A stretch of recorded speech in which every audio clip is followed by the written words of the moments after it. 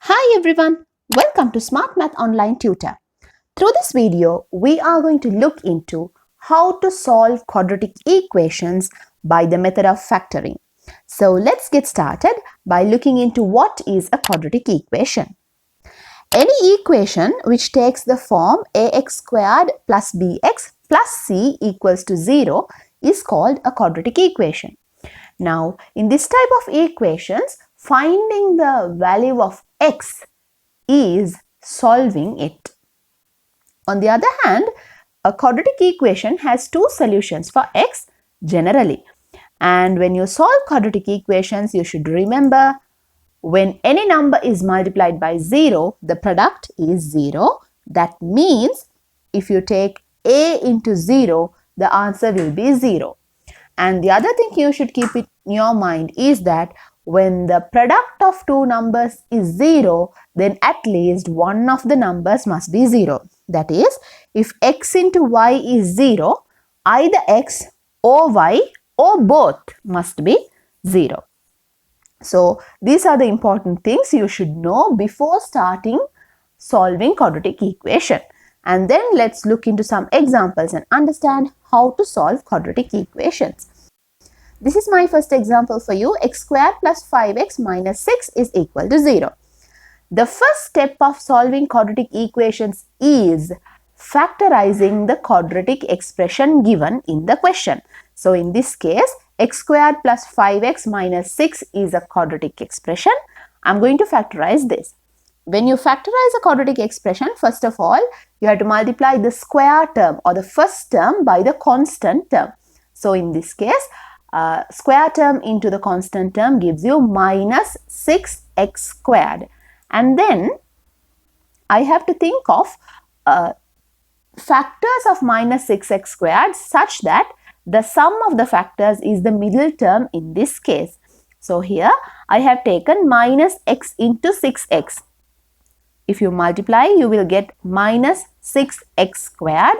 And if you add the two factors, you get plus 5x. So this is my pair of factors. Instead of 5x, I'm going to replace them like this. So instead of 5x, I have put minus x plus 6x. Now, my next step is to factorize this set of equation by taking two terms at a time. So first you take the first two terms, x squared minus x, then the x term is common. In this next two terms, 6 is common. So I'm going to take x and 6 out of a bracket like this. Then you get x times x minus 1 plus 6 times x minus 1. So here x minus 1 is a common bracket. Therefore, I write x minus 1 times x plus 6. And here I have factorized the quadratic expression. Now, this is equal to 0. The product of the two factors are equal to 0. Then, at the beginning we learned one of the two factors must be 0 if the product is 0. So, we separately equate both the factors to 0 and find out the values of x. So, in that case, now let x minus 1 be 0 or x plus 6 be 0. So, in each case, you have to subject x. In the first case, if you subject x, x is equal to 1. And in the second part, if you subject x, you get x is equal to minus 6. So, this is how we find out the solutions for a quadratic equation by the method of factoring. Let's look into some more examples to understand this further. This is my second example. 2x squared plus 3x minus 9 is equal to 0. Just like before, you have to multiply the square term by the constant term and get the product of these terms, and that is minus 18x squared.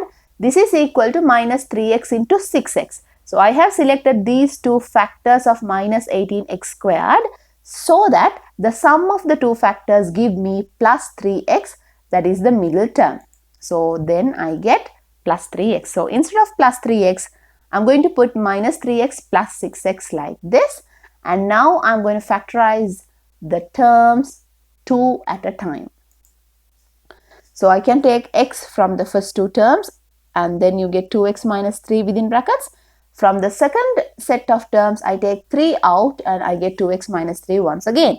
Remember, when factorizing 4 terms like this, always the brackets must be the same. So you have to keep it in your mind. That's a trick. If the brackets are not same, then you have done a mistake somewhere. Right. And then 2x minus 3 is common. So I can write the factors of this quadratic equation as 2x minus 3 and x plus 3. So once again we equate them separately to 0 and subject x. In the first case, if you subject x, you get x is equal to 3 over 2, and in the second case you get x is equal to minus 3. So 3 over 2 and minus 3 are the solutions of this quadratic equation. Moving on to the next example. Here it is an algebraic fraction.